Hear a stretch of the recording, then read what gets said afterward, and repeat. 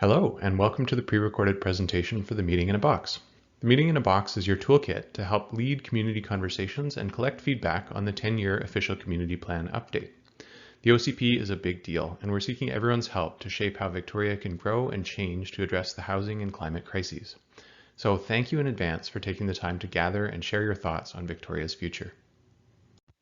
To begin, we'll acknowledge that the City of Victoria is located on the homelands of the Songhees and Esquimalt people. The picture on this slide shows a sculpture representing a spindle whorl, which are traditionally used by Coast Salish women to spin wool. These are seen as a foundation of the Coast Salish family. The sculpture is one of 7 markers in the city that identify places of cultural significance. This slide provides an overview of how this presentation is meant to be used and what it'll cover. The presentation will first orient you to the OCP update process overall. Then we'll explain some of the important context guiding the OCP update. After that, we'll take you through each of the 3 themes this process is focused on. The themes are housing, community, and climate. At the end of each thematic section, you're provided with discussion questions. You can either play this recording in its entirety and then proceed through each thematic discussion, or you can pause and discuss as you go. First off, it's helpful to run through what an official community plan is. The Official Community Plan, or OCP, as we typically call it, shapes how we live, work, and play in Victoria. It is the high-level and long-term plan that provides guidance on things like where housing, businesses, and parks should go, decisions that influence how we move around the city, including through infrastructure investments, and ways that Victoria can respond to emerging issues and key challenges like the climate emergency. In short, as we've been saying, it's a big deal. And this is why it's important that the plan keeps pace with our city's needs now and into the future. Victoria's current OCP was originally adopted in 2012, so it's over a decade old now. The current OCP had a planning horizon looking out to 2040. We're facing challenges and changes that have intensified since our OCP was adopted. We also have new information available today that helps us think toward a planning horizon out to 2050. It's also important to highlight that an OCP is not something a municipality spontaneously opts to undertake however they please. The authority to create and implement an OCP is provided to municipalities by the Province of British Columbia through the Local Government Act. This act requires each municipality's policies and regulations to come into alignment with their OCP. So in this update process, we are also taking the opportunity to modernize some of the key regulatory tools, including our zoning bylaw. Here is an overview of the overall OCP update process. The process officially began in May 2023, when Council approved a process to update the city's official community plan with an emphasis on a meaningful response to the housing crisis and the climate emergency. Through the summer and fall of 2023, the city undertook technical studies, background work, and developed early directions for Council's consideration. Then on February 8th of this year, Council considered and endorsed key directions and an emerging policy framework for the purpose of public engagement. And we're now in this period of active public engagement on proposed OCP updates. All through the spring and summer of this year, we are out discussing draft directions with community members and collecting feedback. When engagement closes in September, we will then prepare a summary of everything we heard and integrate any modifications or additions to the draft directions based on that feedback. This will then all go back to Council for consideration. Should Council endorse the revised draft directions at that time, staff will prepare final documents for consideration and approval in mid-2025, at which time the city will hold a public hearing. It can be overwhelming to think about all of the variety of topics that an OCP can address. However, Victoria is in a fortunate position that we are not starting from scratch. We have a solid understanding of what the community values and needs through years of public feedback, technical analysis, and current city policy. Public engagement on plans like Go Victoria, the Climate Leadership Plan, Parks and Open Spaces Master Plan, and Victoria 3.0 have all guided the process to date. We also have the guidance of Council's more recently developed strategic plan. So with such a strong foundation, this OCP update seeks to bring all of these shared values and directions to life as our city grows and changes in the coming decades. As mentioned earlier, Victoria, like most municipalities in BC, gets its authority through the Local Government Act. Since Council's approval of this process, the Province of British Columbia has enacted several significant changes related to housing and land management, which are core topics of the OCP. We won't delve into all of these changes with this presentation, but you can learn more by visiting the province's local government housing initiatives website. The link is included on this slide for reference. One of the most relevant changes to mention, however, relates to the proactive planning requirements. This change in legislation now requires municipalities to identify 20-year housing needs, to accommodate 20-year housing capacity in both our OCP and zoning, and to review and update our understanding of housing needs, update the OCP, and update zoning every 5 years. The intent behind this legislation is well aligned with the OCP update process that Council originally directed, including the plan to modernize our zoning bylaw as part of the process. So, to summarize, this legislation adds clarity and certainty about what Victoria and other municipalities need to do to support the response to the housing crisis. So building on the great ideas, shared values, and objectives identified in our strong foundation of recent plans and processes, we've crafted a new vision statement for the updated OCP, thinking forward to 2050. Over the next 3 decades, the City of Victoria will thoughtfully and intentionally navigate difficult trade-offs in pursuit of the following vision: that Victoria is a diverse, livable community anchored by a range of housing options, the prosperous urban core of British Columbia's capital region, and a global leader in the implementation of climate-forward urban infrastructure. While we've sought to keep the vision itself compact, we've included some definitions to add color to its key concepts. You can review these in the information package. The first of the 3 major themes of this engagement process is housing. A key part of planning for our housing needs is understanding how our population is expected to change by 2050. An updated study of projected population shows that Victoria is growing faster than what had been anticipated by the current OCP. For context, it's worth noting that population projections are rising across BC. This reflects a trend not just in Victoria, but in the province and even Canada-wide. So the shaded blue cone on the graph in the slide represents a range of population growth scenarios, and a projected population of 142,000 people by 2050 is proposed as the goalpost for the OCP's guidance on housing needs related to population growth. For context, the population of the city in 2021 census was about 95,000, so this represents a growth rate of about 1.4%. The growth would result in the formation of approximately 26,600 new households between 2021 and 2050. These new households translate to housing need that the city's policies and regulations must keep up with. A second important part of planning for housing need is to recognize the need that is going unmet today. In other words, we have some catching up to do.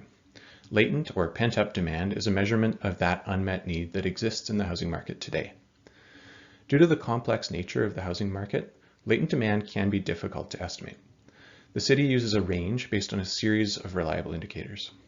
So these include headship rates. This indicator is showing a lower proportion of adults forming households, for example, young adults living at home for longer. Housing suitability. This indicator highlights families living in homes that are too small for the size and makeup of their household. Rental vacancy means the share of rental units that are available for those in need. For reference, a healthy rate is between 3 and 5%, while Victoria's rate has hovered stubbornly around 1%. This makes the rental market tight, competitive, and expensive. We also consider job vacancies. A somewhat high job vacancy rate can point to a lack of housing for workers. And of course, we know many people in our city and region are experiencing homelessness. Altogether, these indicators reflect latent demand as of 2021 that's in a range of between 6,700 units up to potentially over 11,000 units. This is a big deficit that reflects a housing system that's still working to catch up after decades of falling short. Like population projections, latent demand is estimated as a range. The city has tended toward planning for the high end of that range in an effort to catch up in a complex market. However, today, we recognize that other actors in the housing system have recently come to the table in ways that could provide relief across the system. So, for this update, we're recommending a mid-range estimate of latent demand corresponding to a deficit of about 8,000 homes. Together with the 26,600 homes associated with projected population growth, the proposed OCP goalpost for housing need out to 2050 is 34,600 homes. That works out to approximately 5,800 or 5,800 new homes that we need to accommodate every 5 years. So beyond the total number of new homes needed, there are important nuances to consider about the right supply. to serve the populations in need. Our most recent Housing Needs Report from 2020 offers a few key findings that have informed this process. Over 60% of Victorians rent their homes, and nearly a quarter of them are spending more than they can afford in rent each month. Despite some progress, the increasing cost of living and a stubbornly low rental vacancy rate illustrates that secured rental housing remains a priority need. Nearly 25% of renters are in core housing need, where households have no alternative but paying too much for housing that doesn't work for them. And many populations, like households led by single mothers, are more likely to be in core housing need. This illustrates the need for more non-market housing as well. We also know that family-oriented housing, including affordable family housing, is critically needed. Only 1% of all rental housing in Victoria has 3 or more bedrooms. Accessible and adaptable housing is required to support the growing number of seniors and others in the community who need homes adapted to their abilities. And while this is not explicit in our Housing Needs Report, we know that to meet the city's objectives related to climate action, new housing must support people in the context of a changing climate and extreme weather. So, what is the city's role, or more specifically, the role of the OCP update in supporting these housing needs today and into the future? It's important to understand that the city does not build market or non-market housing. There are multiple decisions and actions made by all orders of government, organizations, and private players in the housing market that result in the provision of housing, diversity of ownership and rental opportunities, and housing affordability. Many of these actions are outside of municipal control. One of the most important roles the City of Victoria can play in supporting housing solutions is through our land management policies and regulations. By updating our OCP and modernizing our zoning bylaw, we can enable the amount and type of housing our community needs. And this is what the OCP update proposes to do.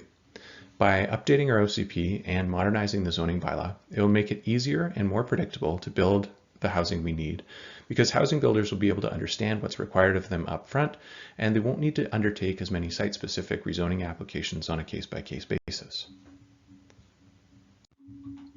Today, Victoria's OCP enables ground-oriented housing of up to 3 stories in all residential areas. Then low and mid-rise apartments, 4 to 6 stories or so, are considered in some areas of the city, mostly where they already exist. Our downtown contemplates taller building forms. If this current land use framework remained in place until 2050, it's estimated to accommodate roughly 22 to 25,000 new homes. This falls short of the estimated 34,600 homes needed by 2050. So, for this OCP update, we have to think about how we can make room for more. Victoria is a built-out city. We don't have greenfield development opportunities or lots of vacant land. So, we know that meeting this need means we will have to consider taller building forms in more areas of the city. In addition to thinking about the total number of units enabled by our land use framework, we also need to think about the type of units we enable and encourage. We want the new housing that's built to serve the whole community that needs it. As mentioned earlier, rental, and particularly secured rental, is a priority need in our community. Secured rental refers to housing that is purpose-built to be managed as rental in the long term. Secured rental is more reliable than rental found in the secondary market, which is made up of private property owners leasing a suite or a second home. Though the secondary market plays an important role in the housing system today, it can be precarious for renters, and we know it's not enough. And since most of our new housing will come from the private sector, we need to enable forms that are financially viable. For rental, this is a bit trickier. There tends to be less return per square foot built than with rental apartments than for condos that can be sold. And that return may come more slowly, making financing for the construction more costly over time. So, if we want to enable secured rental development in our land use framework, we need to enable a scale that is financially viable. For Victoria, this is typically about 6 stories. This scale is also ideal for non-market and more affordable rental. We also need to think about the needs of families in our city moving forward. Families with children contribute to resilient, vibrant, and joyful communities. However, housing that is suitable for families is increasingly hard to find and often unaffordable. As a result, we can see in census data that many young families leave the city. As we learned through the recent Missing Middle Housing Initiative, ground-oriented forms like townhouses and houseplexes are a great opportunity for families and more attainable home ownership. These forms will continue to play an important role in Victoria in the coming decades. However, we also know that as we grow, families will need other options too. We know many families rent, so we want to make sure that our new secured rental opportunities have units that are suitable for families. In short, we need to make room for families within a mix of housing forms and tenures. And of course, we recognize that a community that is good for families is about more than just the housing unit. The way we grow to meet future housing needs also has a major influence on our climate action objectives because residential construction can have high carbon emissions. Recent research explored how Canada can realistically achieve ambitious targets for both housing provision and greenhouse gas emission reduction. There were two key components to the pathway it outlined for meeting both goals. One was to focus on infill development. On this front, Victoria is already a leader in providing opportunities to live in compact, complete communities and mitigating the need to grow outside our regional urban containment boundary. The second, which is one of the most effective strategies, was to focus on housing forms that can be built with lower carbon materials. In particular, this relates to ground-oriented low and mid-rise forms that can be constructed with wood. So you'll see many of the proposed OCP directions focus on wood frame development. In addition to wood construction supporting the city's climate action objectives, it's a key strategy for meeting the housing objectives because this is also one of the most economically viable ways to build housing in Victoria. We'll dig deeper into some of the other key directions related to climate action shortly. For now, we'll stick to the theme of housing and talk a bit about what all this means for the OCP in terms of housing and land use. This is the new urban structure map being proposed. It will guide how Victoria grows into the coming decades and supports objectives across all three major themes in this process: housing, community, and climate. It is based on the technical analysis around housing need, capacity, and viability that we just discussed. And importantly, it was guided by the city's objectives for housing and climate action as well as new provincial requirements. This slide helps highlight some of the key principles of the urban structure concept. The concept builds on Victoria's strong foundation as a regional urban core with a historic network of well-connected villages. With that foundation, it seeks to make room for an urban form that can catch up and keep up with housing needs in the coming decades by unlocking land supply. It integrates mobility with new major nodes, including 3 new town centers, and it preserves the city's supply of industrial land while supporting other diverse employment opportunities. Next, we'll dive into a little bit more detail on a key element, which is the general urban fabric. That is the pale yellow area underlying most of the map. The general urban fabric covers all residential areas of Victoria. Based on the analysis we discussed earlier, the proposed direction for this area is to enable a diverse mix of housing forms. It would be permissive of ground-oriented, low and mid-rise multi-unit housing, so generally 3 up to 6 stories, wherever it is aligned with the principles of good urban design.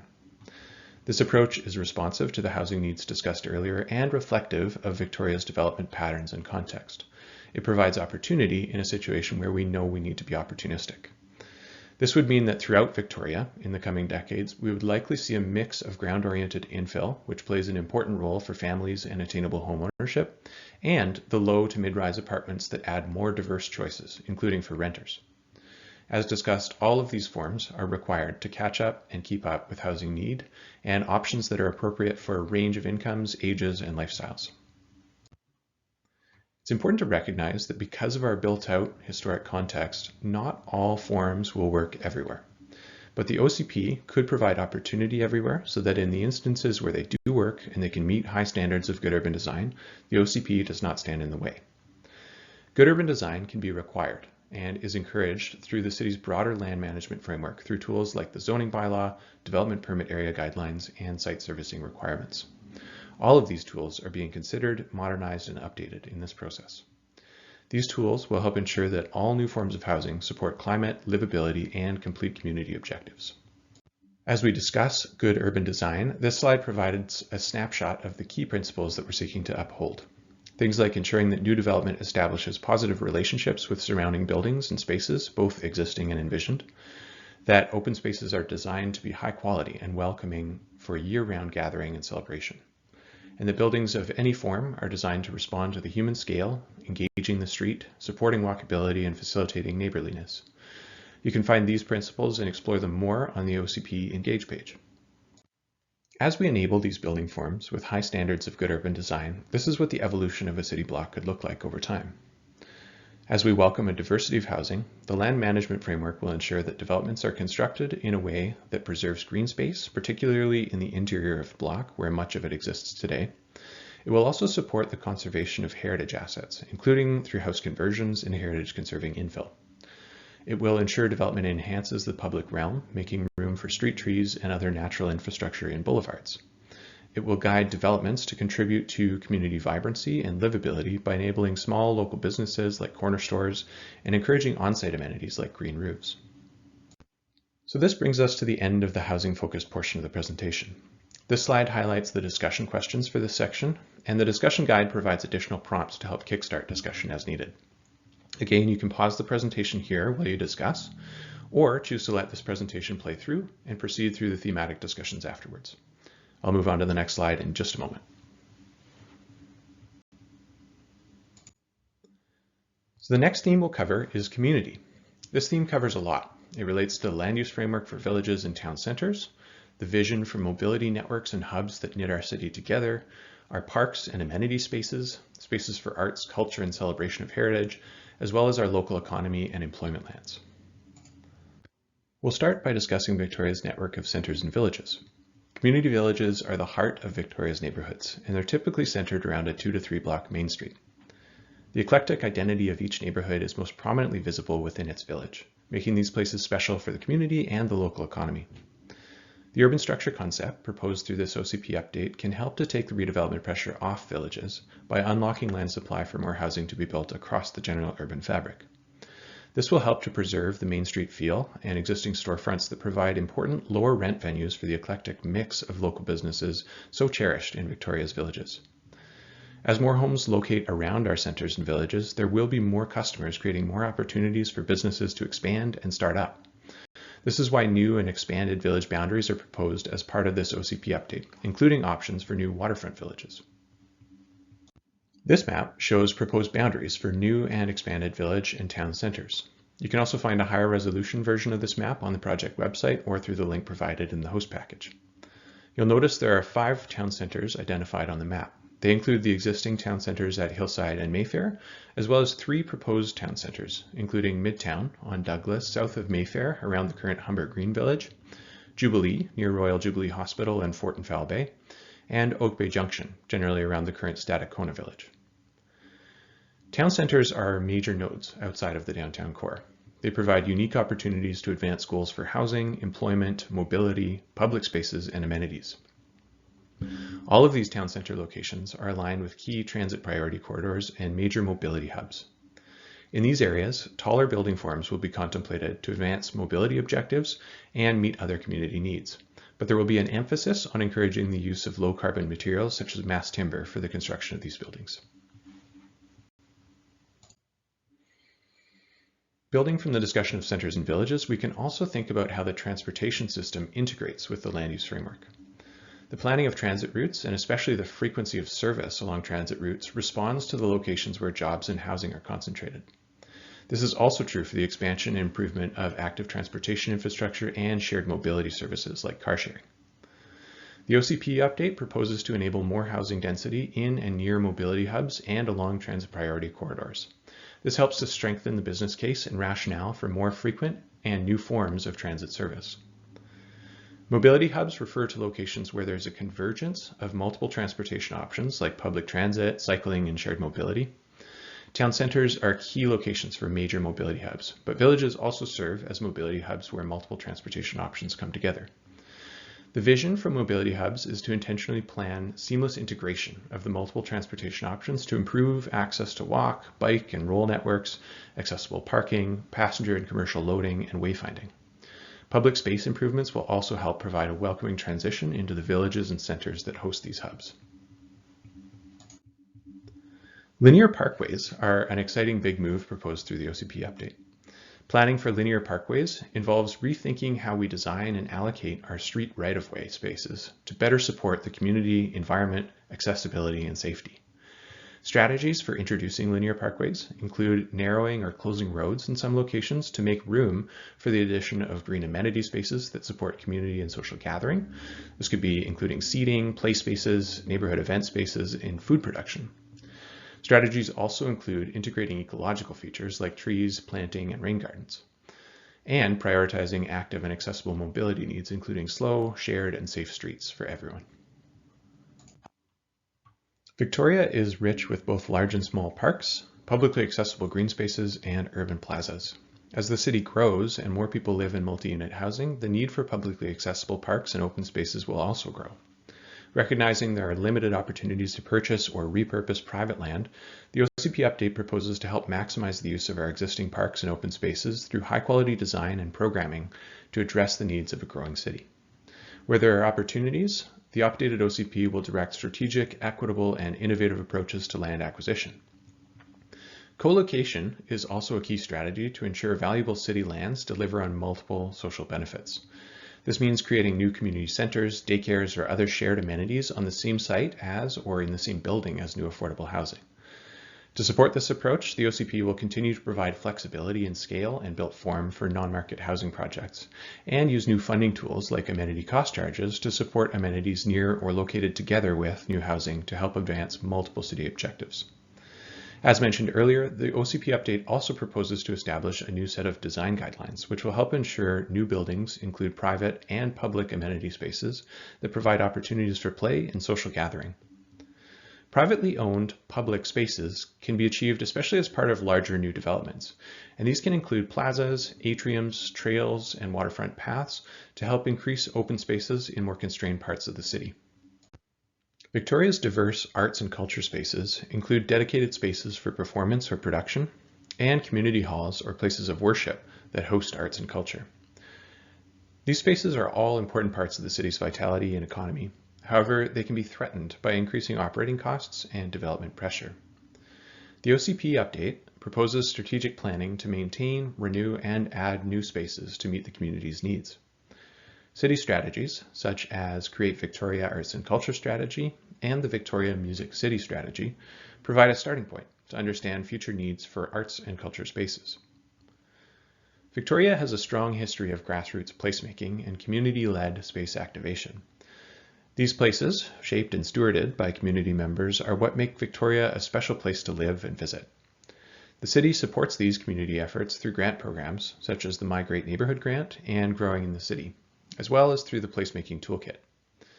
The OCP update process will consider opportunities to expand or improve upon existing programs for placemaking with an emphasis on climate resiliency and inclusion. It's also important to consider what heritage and community identity mean, even beyond the realm of historic buildings. As Victoria plans for new growth and change, a big move of the OCP update is to re-examine the city's existing heritage program, address gaps, and better represent the entirety of the community. Industrial lands are in exceedingly high demand. Meanwhile, the global economic landscape and working patterns are shifting, with evolving technologies and sectors and new work from home trends, and growing demand for space that serves traditional uses, like processing and manufacturing, in cleaner and more efficient ways. In this evolving context, the OCP update proposes to maintain and expand the city's employment lands, supporting industrial intensification in the proposed urban industrial land reserve, and encouraging an innovative mix of uses in employment areas to enable redevelopment that increases space for diverse employment sectors and relies on shared infrastructure solutions such as district energy. This brings us to the end of the community-focused portion of the presentation. This slide highlights the discussion questions for this section, and the discussion guide provides additional prompts to help kickstart discussion as needed. Again, you can pause the presentation here while you discuss, or choose to let the presentation play through and proceed through the thematic discussions afterwards. I'll move on to the next slide in just a moment. Okay, the next theme we'll cover is climate. This pertains to how Victoria will prepare to navigate the impacts of a changing climate and to minimize and reduce our emissions as we grow. The concept of Victoria's blue-green networks is intended to serve as a recognition that Victoria's shoreline and waterways are part of its identity as a coastal city. As with the urban forest and other natural assets, our shorelines and waterways are also necessary components of climate-forward urban infrastructure. The building forms proposed through the OCP update reflect a prioritization of the urban forest as the city grows. The OCP update will also integrate with the forthcoming rainwater management plan. Together, these plans will help to mitigate development impacts and improve watershed health by providing guidance for natural shoreline management and thoughtful design, including features like rain gardens. Identifying and enhancing our natural assets is also an important strategy for improving biodiversity and resilience to a changing climate.